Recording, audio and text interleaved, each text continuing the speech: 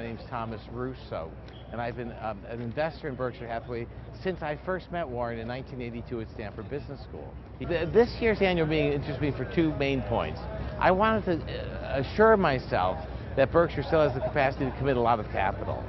And then I wanted to ensure myself that the culture of Berkshire is being developed in a way that could survive the passing of both the people who really built it. And I think on both those points, this meeting was very reassuring. For me, the capital commitment one was really well answered. I mean, Berkshire talked about putting $5 billion to work just since the start of this year.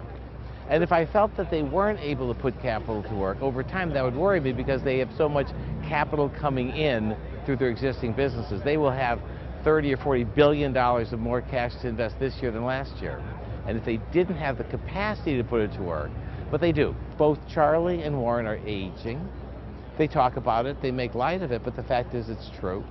And the board is older, and we're all wrestling with the transition questions. I think after a meeting like this, you're more reassured, but it's ultimately always going to be an overhang in the question of Berkshire.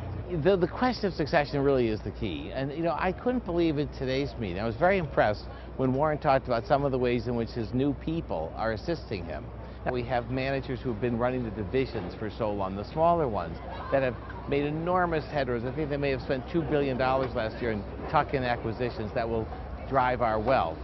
But what's amazing is on the two issues of the money managers, Todd and Ted, who now work with Warren, he described letting go of transactions that he lets them complete. And he said it's been a huge help for Berkshire.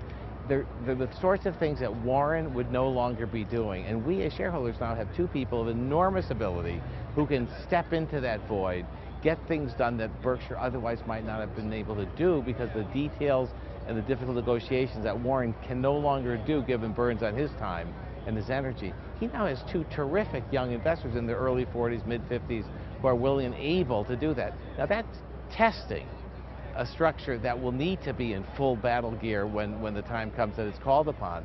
But we have a long period of time to have this be tested while Warren's still around. It's a fabulous opportunity. And I think any investor who is here today should take away that reassuring message.